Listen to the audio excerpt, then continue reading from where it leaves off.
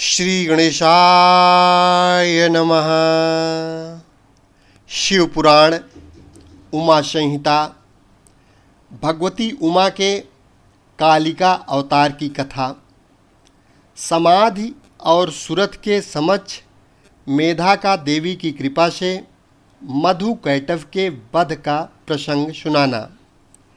इसके अनंतर छाया पुरुष सर्ग, कश्यप वंश, मनवंतर, मनुवंश, सत्यव्रतादि वंश, पितृकल्प तथा व्यासोत्पत्ति आदि का वर्णन सुनने के पश्चात मुनियों ने सूत जी से कहा, ब्रह्मवेत्ताओं में श्रेष्ठ सूत जी, हमने आपके मुख से भगवान शिव की अनेक इतिहासों से युक्त रमणीय कथा सुनी, जो उनके नाना अवतारों से संबंध रखती हैं तथा मनुष्यों को भोग और मोक्ष प्रदान करने वाली हैं। अब हम आपसे जगत जननी भगवती उमा का मनोहर चरित्र सुनना चाहते हैं। परम ब्रह्म परमात्मा महेश्वर की जो आद्या सनातनी शक्ति हैं, वे उमा नाम से विख्यात हैं। वे ही त्रिलोकी को उत्पन्न करने वाली पराशक्ति हैं। महामते दक्ष कन्या सती और हिमवान की पुत्री पार्वती, ये उमा के दो अवतार हमने सुने। सूत जी, अब उनके दूसरे अवतारों का वर्णन कीजिए। लक्ष्मी जननी जगदम्बा उमा के गुणों को सुनने से कौन बुद्धिमान पुरुष विरत हो सकता है। ज्ञानी पुरुष भी कभी उनके कथा श्रवण के शुभ अवसर को नहीं छोड़ते। सूत जी ने कहा, महात्माओं, तुम लोग धन्य हो और सर्वदा कृतकृत्य हो, क्योंकि परा अम्बा उमा के महान चरित्र के विषय में पूछ रहे हो। जो इस कथा को सुनते, पूछते और वाँचते हैं, उनके चरण कमलों की धूल को ही ऋषियों ने तीर्थ माना है। जिनका चित्त परम संवित स्वरूपा श्री उमा देवी के चिंतन में लीन है, वे पुरुष धन्य हैं, कृतकृत्य हैं। उनकी माता और कुल भी धन्य है। जो समस्त कारणों की भी कारण रूपा देवीश्वरी उमा की स्तुति नहीं करते, वे माया के गुणों से मोहित तथा भाग्यहीन हैं, इसमें संशय नहीं है। जो करुणा रस की सिंधु स्वरूपा महादेवी का भजन नहीं करते, वे संसार रूपी घोर अंधकूप में पड़ते हैं। जो देवी उमा को छोड़कर दूसरे देवी देवताओं की शरण लेता है, वह मानो गंगा जी को छोड़कर प्यास बुझाने के लिए मरुस्थल के जलाशय के पास जाता है। जिनके स्मरण मात्र से धर्म आदि चारों पुरुषार्थों की अनायास प्राप्ति होती है, उन देवी उमा की आराधना कौन श्रेष्ठ पुरुष छोड़ सकता है। पूर्व काल में महामना सुरथ ने महर्षि मेधा से यही बात पूछी थी।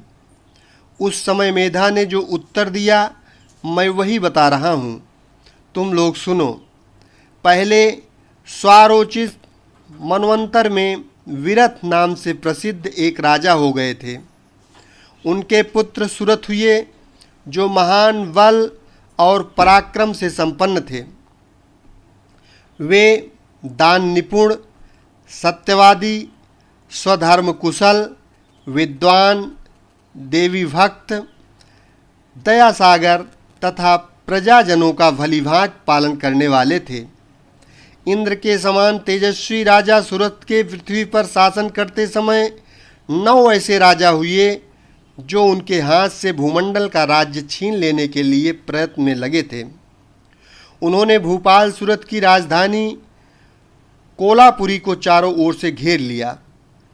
उनके साथ राजा का बड़ा भयानक युद्ध हुआ। उनके शत्रुगण बड़े प्रबल थे, अतः युद्ध में भूपाल सुरथ की पराजय हुई। शत्रुओं ने सारा राज्य अपने अधिकार में करके सुरथ को कोलापुरी से निकाल दिया। राजा अपनी दूसरी पुरी में आए और वहाँ मंत्रियों के साथ रहकर राज्य करने लगे। परंतु प्रबल विपक्षियों ने वहाँ भी आक्रमण करके उन्हें पराजित कर दिया। दैव योग से राजा के मंत्री आदि गण भी उनके शत्रु बन बैठे और खजाने में जो धन संचित था वह सब उन विरोधी मंत्री आदि ने अपने हाथ में कर लिया। तब राजा सूरत शिकार के बहाने अकेले ही घोड़े पर सवार हो नगर से बाहर निकले और गहन वन में चले गए। वहाँ इधर उधर घूमते हुए राजा ने एक श्रेष्ठ मुनि का आश्रम देखा जो चारों ओर फूलों के बगीचे से सुसज्जित था और बड़ी शोभा पा रहा था। वहाँ वेद मंत्रों की ध्वनि गूंज रही थी। सब जीव जंतु शांत भाव से रहते थे। मुनि के शिष्यों, प्रशिष्यों तथा उनके भी शिष्यों ने उस आश्रम को सब ओर से घेर रखा था।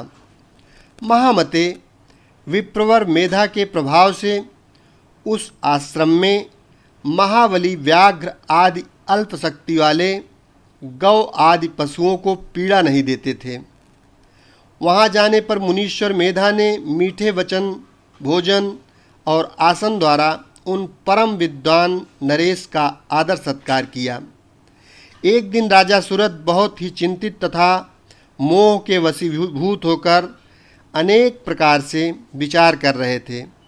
इतने में ही वहाँ एक वैश्य आ पहुँचा। राजा ने उनसे पूछा, भैया तुम कौन हो? किस लिए यहाँ आए हो? क्या कारण है कि दुखी दिखाई दे रहे हो? यह मुझे बताओ।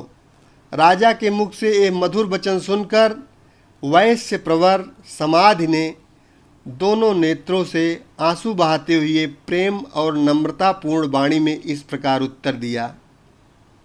वैश्य बोला, राजन, मैं वैश्य हूँ, मेरा नाम समाधि है। मैं धनी के कुल में उत्पन्न हुआ हूँ, परंतु मेरे पुत्रों और स्त्री आदि ने धन के लोभ से मुझे घर से निकाल दिया है।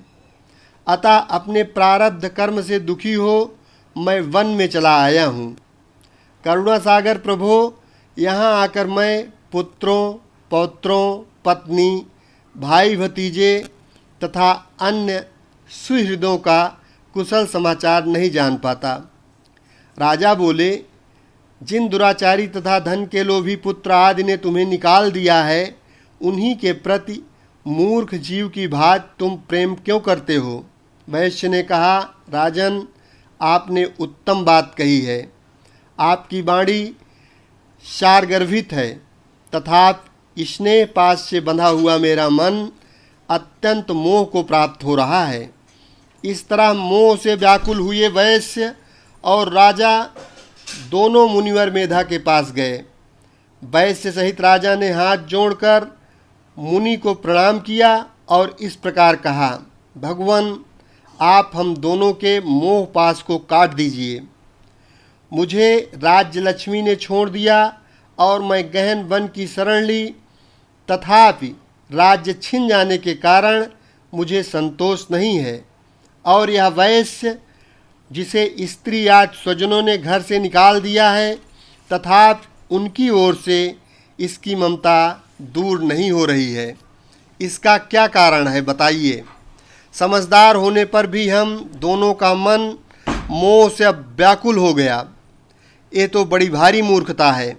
ऋषि बोले, राजन, सनातन शक्ति स्वरूपा जगदम्बा महामाया कही गई हैं। वे ही सबके मन को खींचकर मोह में डाल देती हैं। प्रभु, उनकी माया से मोहित होने के कारण ब्रह्मा आदि समस्त देवता भी परम तत्व को नहीं जान पाते। फिर मनुष्य की तो क्या बात ही है। वे परमेश्वरी ही रज, सत्व और तम, इन तीनों गुणों का आश्रय ले समयानुसार संपूर्ण विश्व की सृष्टि, पालन और संहार करती हैं। नृपश्रेष्ठ, जिसके ऊपर वे इच्छानुसार रूप धारण करने वाली वरदायिनी जगदम्बा प्रसन्न होती हैं, वही मोह के घेरे को लांघ पाता है। राजा ने पूछा, मुने, जो सबको मोहित करती हैं, वे देवी महामाया कौन हैं और किस प्रकार उनका प्रादुर्भाव हुआ है, यह कृपा करके मुझे बताइए। ऋषि बोले, जब सारा जगत एकार्णव के जल में निमग्न था और योगेश्वर भगवान केशव शेष की सैया बिछाकर योग निद्रा का आशय ले शयन कर रहे थे। उन्हीं दिनों भगवान विष्णु के कानों के मल से 2 असुर उत्पन्न हुए, जो भूतल पर मधु और कैटव के नाम से विख्यात हैं। वे दोनों विशालकाय घोर असुर प्रलय काल के सूर्य की भांति तेजस्वी थे। उनके जबड़े बहुत बड़े थे। उनके मुख दाढ़ों के कारण ऐसे विकराल दिखाई देते थे मानो वे संपूर्ण जगत को खा जाने के लिए उद्यत हों। उन दोनों ने भगवान विष्णु की नाभि से प्रकट हुए कमल के ऊपर विराजमान ब्रह्मा को देखकर पूछा, अरे तू कौन है? ऐसा कहते हुए वे उन्हें मार डालने के लिए उद्यत हो गए। ब्रह्मा जी ने देखा ये दोनों दैत्य आक्रमण करना चाहते हैं और भगवान जनार्दन समुद्र के जल में सो रहे हैं। तब उन्होंने परमेश्वरी का स्तोत्र किया और उनसे प्रार्थना की, अंबिके तुम इन दोनों दुर्जय असुरों को मोहित करो और अजन्मा भगवान नारायण को जगा दो। ऋषि कहते हैं, इस प्रकार मधु और कैटव के नाश के लिए ब्रह्मा जी के प्रार्थना करने पर संपूर्ण विद्याओं की देवी अधिदेवी जगत जननी महाविद्या फाल्गुन शुक्ला द्वादशी को त्रैलोक के मोहिनी शक्ति के रूप में प्रकट हो महाकाली के नाम से विख्यात हुई। तदनंतर आकाशवाणी हुई, कमलासन डरो मत, आज युद्ध में मधु कैटव को मारकर मैं तुम्हारे कंटक का नाश करूंगी। यूँ कहकर वे महामाया श्री हरि के नेत्र और मुख आदि से निकलकर अव्यक्त जन्मा ब्रह्मा के दृष्टिपथ में आ खड़ी हो गईं। फिर तो देवाधिदेव ऋषिकेश जनार्दन जाग उठे। उन्होंने अपने सामने दोनों दैत्य मधु और कैटव को देखा। उन दैत्यों के साथ अतुल तेजस्वी विष्णु का 5000 वर्षों तक बाहुयुद्ध हुआ।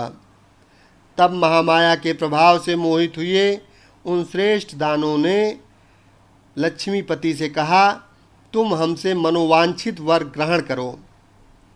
नारायण बोले, यदि तुम लोग प्रसन्न हो तो मेरे हाथों से मारे जाओ, यही मेरा वर है, इसे दो।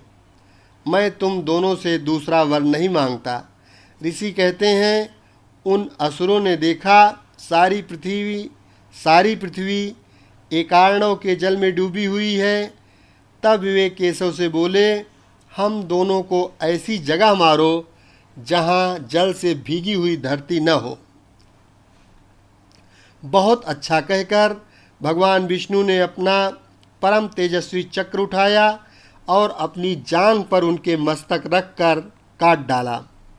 राजन, यह कालिका की उत्पत्ति का प्रसंग कहा गया है। महामते, अब महालक्ष्मी के प्रादुर्भाव की कथा सुनो। देवी उमा निर्विकार और निराकार होकर भी देवताओं का दुख दूर करने के लिए युग युग में साकार रूप धारण करके प्रकट होती हैं। उनका शरीर ग्रहण उनकी इच्छा का वैभव कहा गया है। वे लीला से इसलिए प्रकट होती हैं कि भक्तजन उनके गुणों का गान करते रहें। अध्याय 28 से 45 तक समाप्त हुआ। शेष अगले भाग में।